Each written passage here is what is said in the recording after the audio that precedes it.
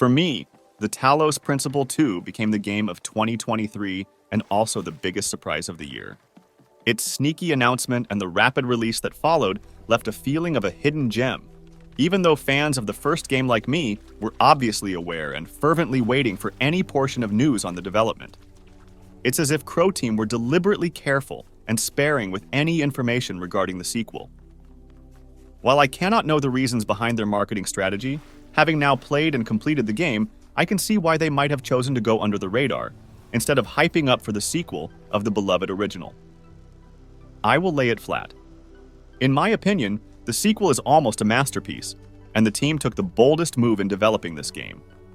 Instead of playing it safe and giving us more of the same, Crow Team went full in with both the narrative, the world, and, to an extent, with the puzzle mechanics. That being said, as is often the case with sequels, expectations play a major role in our initial impression. With so many games coming out these days, it is reasonable that some people will find the Talos Principle 2 not to their liking, and spending a lot of extra personal time to give a game a second chance doesn't really pay off. Be that as it may, let's have a look at what makes this game tick. Then we can decide for ourselves whether Talos 2 deserves a place on the pedestal, at least among its fellow first-person puzzlers, which are a tight bunch. Before getting to the meat of the review, a quick word on performance.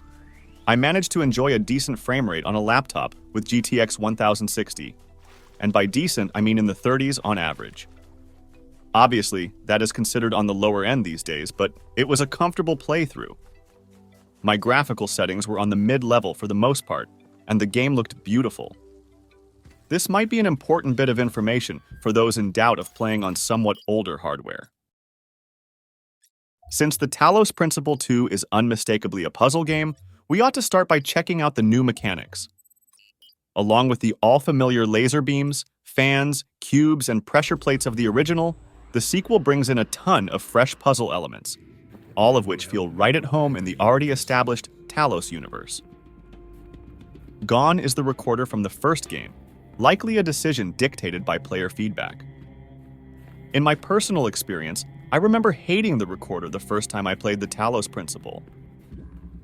Its imposed time limit felt out of sync with the meditative experience of the rest of the puzzle elements. However, the second time I played through the game, my struggles with the recorder were not nearly as gruesome, and I found it almost a welcome change of pace compared to lasers, fans, and cubes. Still, the recorder is the controversial one, and not just for me. Decision to avoid it in the sequel is totally justified. At the beginning of the game, we are quickly brought up to speed and reminded of the core mechanics in a short Egyptian level. No new puzzle mechanics there, but a welcome plunge into the soothing atmosphere with light puzzles is welcome, if only to test the hardware for the new Unreal 5 looks. No need to worry, after a brief introduction into the storyline and a taste of the new world outside of the Egyptian theme, we are right back to solving puzzles and are immediately introduced to new peculiar contraptions. Our first challenger is the RGB beam splitter. Essentially, it is a variation on the theme of the classic laser emitters from the first game. From there, we gradually get access to new puzzle elements as we progress in the story and unlock new regions, or effectively, puzzle hubs. We get to deal with variations of the laser devices, field generators, movable parts of the environment, devices that make holes in special kinds of walls, teleporters, and even other robots that we can transfer our conscience to. My personal sweet grief came in the last quarter of the game and in one of the simple puzzles, called Duality, for that matter. None of the gold puzzles took as much of my time and attention as a tiny puzzle reusing mechanics from Road to Gehenna did. Granted, I felt silly after finally figuring it out. But on the other hand, it felt good getting stuck ever so slightly on a puzzle, for the general consensus is that the overall difficulty of the puzzles was somewhat below expectations. The kinds of puzzles and tools that the game brings to the forefront deserve a more detailed examination. Old favorites such as the jammer, hexahedron, fan, and connector have all found a place in Talos 2. Some of the new puzzles involve creative uses of those, albeit nothing exceeding the creativity previously seen in the original and the DLC, not to mention community content such as the Rebirth. new tools and puzzle mechanics that we get to play with are quite varied. Some organically expand upon the familiar mechanics. For instance, we get the RGB converter and the inverter, both of which are akin to the beam connector, with a twist on top. There is also a new kind of connector that can store a charge to give it back later, sort of like a battery for a beam. This is the kind of lateral expansion of the whole idea with the beam connectors, emitters, and receptors. Providing new tools that play around with good old beams makes for a richer set of interconnected puzzle elements. Instead of the recorder, we get the take control ability. While the two don't really have to be put under the same category, they do have a similar superficial resemblance of action delegation. With recorder, we could cue certain steps and then do a bunch of simultaneous puzzle solving while the recorder played back. With take control, we swap back and forth with a copy of ourselves, doing different mutually beneficial tasks in different portions of a puzzle segment. Some of the new tools are more exotic than one would expect coming from beams and pressure plates and cubes and such. The teleporter is one obvious standout, yet the way it is implemented feels organic. It is limited to puzzle areas and requires a direct line of sight in order to warp to its location. Another novelty is the driller, which makes holes in special metal surfaces. You yourself, a big robot, cannot pass through those, but you can conveniently move items to the other side. This is as close to portals as we're getting here. Some other new puzzles involve rotating platforms and other elements of the interior, but by far the biggest major new gimmick are the gravity-subverting platforms that come along with a new grav shifter tool. The idea is simple. There are certain walls and ceilings that we can walk on, and by using this new gadget, we can make other things like the hexahedron or a connector float and stick to the walls as well. Then there's the activator, which turns off the force fields and powers other activators and platforms within a constant radius. While this one might sound offbeat compared to the rest of the tools, I found the puzzles that involved its use quite stimulating and refreshing. The culmination of puzzle solving happens at the end of the game inside the megastructure. The final sequence of puzzles is tastefully made. Not only does it combine all the tricks we should know by that point and puts a trial on our problem-solving skills, but it also is wrapped in a creative parallel world kind of trickery. It is good to be surprised, especially towards the end. Finally, we shouldn't forget about a minor puzzle element integral to the Talos experience. Tetrominoes used as mini-game puzzles to ward off sub-areas in the original are still here, only they went up a dimension. The Talos Principle 2 introduces tetrominoes in 3D. Same purpose, same idea, only no longer flat, and we get to walk on them. They serve as bridges once we assemble them. Nothing too spectacular, only a spin to keep it fresh and add variety. Recreation, but built around the same core principles. Let's not jump to conclusions, though. What's clear is that this place was meant If you already like the first game and its DLC, there's a good chance that aside from puzzle solving, you enjoy its beautiful environments, giving a feeling of being dipped in history and solitude.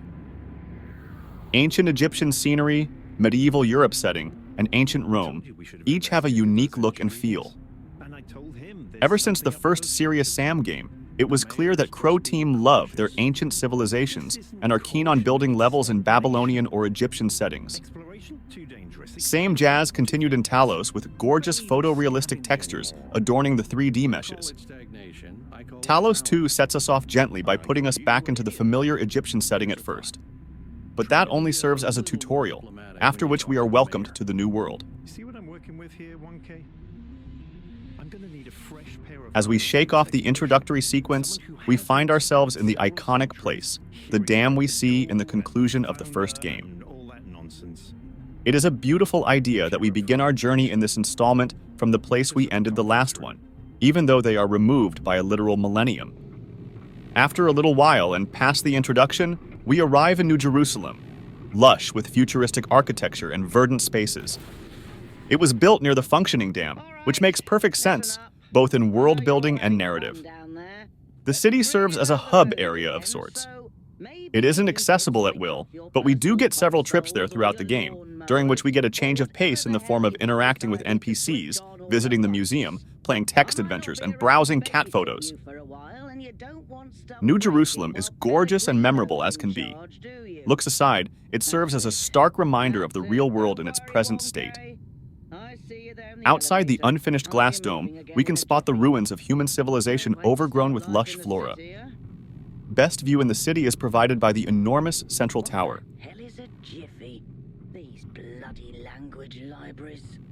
One of the possibly valid criticisms is the excessive size of the environments. Release version of the game was nearly devoid of secrets and Easter eggs, which is very unlike Crow Team.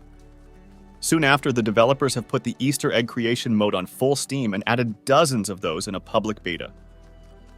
My take is that as patches roll out, the levels will no longer feel as empty. There will be a secret to uncover at every step, and exploration will be rewarded to the fullest. That being said, even the empty environments, being big as they are, project onto me a sense of wonder. They are absolutely gorgeous besides. Every one of them is different, and every single one is epic, a place I'd like to visit and hike throughout. Perhaps sit on a cliff, staring to the horizon, contemplating life while a sense of calm washes over me. That is the vibe I get from the Talos Principle 2.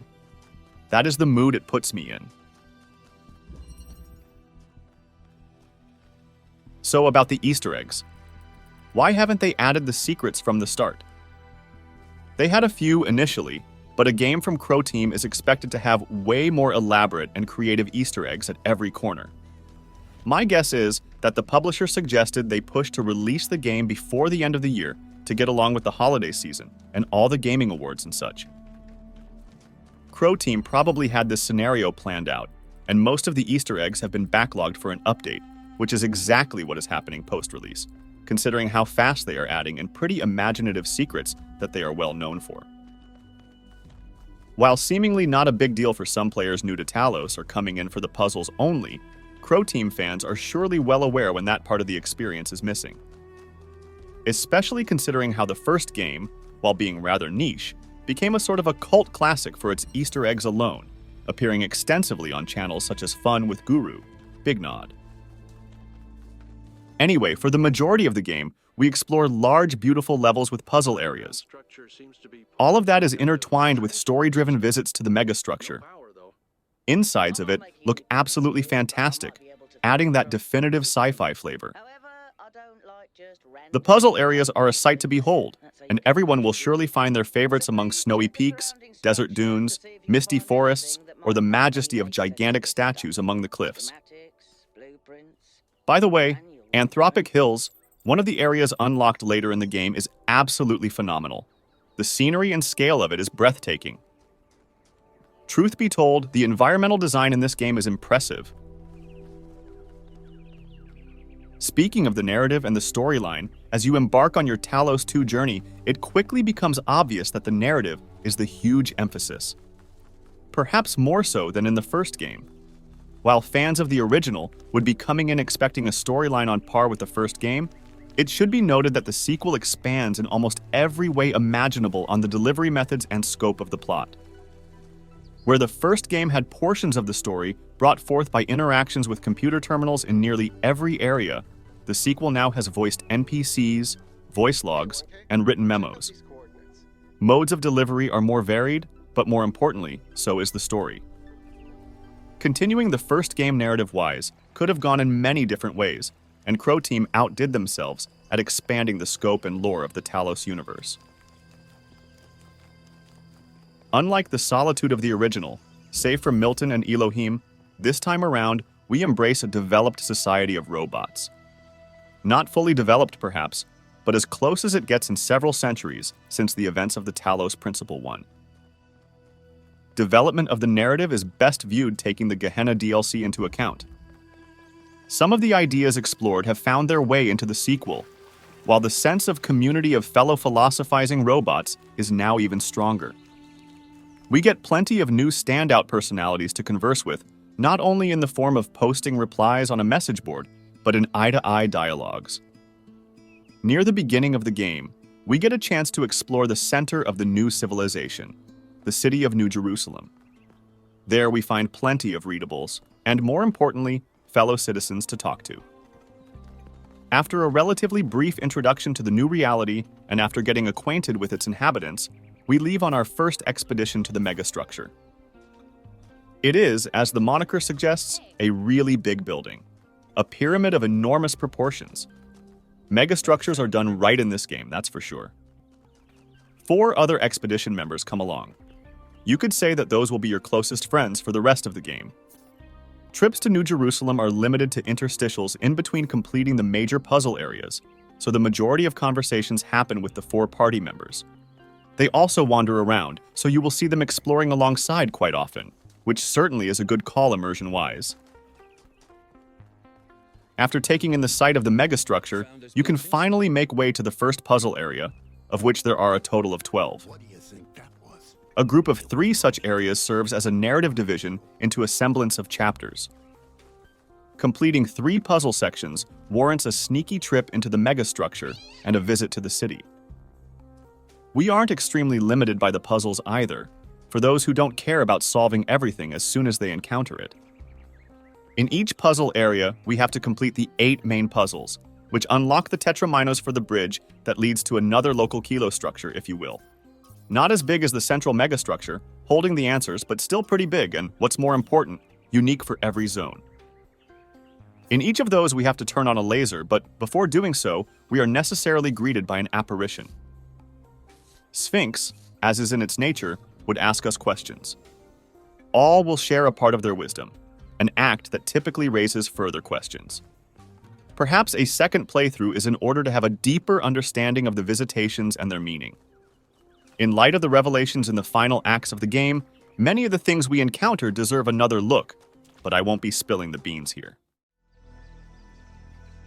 Another prominent method of story delivery are readables and audio logs, found at terminals accessible in each of the explorable areas. Those are conveniently tucked in scenic locations. Readables and logs are obviously not a novelty by any gaming standard, but to me it felt somewhat interesting how the written pieces of information found in the world feel secondary compared to the audio logs. There is a sort of importance scale, where primary narrative is delivered through the actual events and dialogues with your companions and other dwellers of the world. Coming in second, we have the audio logs left by Trevor from before the fall of humanity, by Lifthrazer, who had left the society to travel and explore the world and whose current whereabouts are unknown. Separate to those two, we can hear the voiced thoughts of Stratton of Stagira, where he recounts the events that transpired during his life in antiquity. While all of these audio logs don't carry excessive importance in regards to the story of the game, they set a tone and provide background information of events past and present. In addition to the aforementioned recordings, we find ghostly images in the world. Coming in contact with those reveals the thoughts of the first game's protagonist and people related to her. These recordings are much more revealing and pertinent to our story. Needless to say, they are worth looking for. Finally, at the terminals scattered throughout the world, we can read excerpts from works of philosophy and emails exchanged by our contemporaries and precursors alike. Arguably, this form of narration serves the lesser purpose of plot delivery. But that is an excellent approach, in my opinion. For those curious, the relatively short reads will provide a source of inspiration and a deeper dive into the world of Talos. At the same time, they never feel like an obligation to read, so can be safely skipped without giving a sense of incompleteness. So what is the Talos Principle 2 all about? What purpose does the narrative serve, and how does it compare to the first game? In the case of Talos, first or second, it is necessary to pose this question, as the narrative is clearly not an afterthought. It is integral to the whole experience and not an appendage to an otherwise focused puzzle game. Talos 2 makes a daring attempt to tell a new story, while also shifting the focus onto a fresh set of problems it examines. The first game was all about intelligence, about what it means to be human, where the boundaries between artificial and real are. Gehenna went a little further. We got a glimpse of a small society of message board dwellers. The scope grew, and we were no longer so concerned with our own conscience, but got to contemplate the nature of art and freedom of expression. Perhaps it is only a natural progression, going from self-conscience to the output of that conscience. If I am an artificial being that can express my thoughts in art and have the desire of expression, is what I express as real as that of real biological beings, of humans? Add to that the dynamics between a relatively small group of Gehenna's inhabitants, and you got yourself the kernel that is about to sprout in the sequel. In Talos 2, the stakes grow, as we are now a fully established member of a society of robots. The reality of our personal conscience is no longer under scrutiny. Not as much, at least. By this point, it is safe to admit that artificial intelligence transcended into the New World Order, where we and our fellow robots are the dominant life form. That's right, a life form. For we build, we explore, we make friends, we love and endure, and there's now a plethora of us. Not everything is jolly, of course. The game has a sense of maturity about how it approaches its subject material. With a growing society, new questions arise rapidly. Should the population be allowed to grow as humans once did? Or should there be a hard limit imposed to balance the impact on the world? Controlling the size of the robot population is not as morbid as it might sound, since the birth procedure is controlled to begin with. Concerns about the state of the world and of nature are not ungrounded either. The robots are aware that they supersede humanity and don't want to repeat the mistakes of the past. They can, however, only speculate on the faults that humans made. Definite answer to what ultimately led to the demise of humanity is never given, and is honestly hard to give. It isn't enough to take the last catastrophic event as the cause. Perhaps it makes more sense to go back into the past and look into human nature to find the real culprit. This is what ails the minds of our new society and its most prominent members. Should the new civilization try to succeed where the previous one failed? Maybe the robots are better physically equipped for the task and are not at a disadvantage, possessing some knowledge of the past. On the other hand, they are inheriting the world after their own makers. And being made in the likeness of humans makes them susceptible to the same pitfalls. Ultimately, everyone has to decide for themselves and agree on a course of actions for the society as a whole. Individually, our fellow robots get to experience other traits natural to humans. They make long-standing friendships and enjoy the company of some individuals more than others, as we likely will over the course of the game.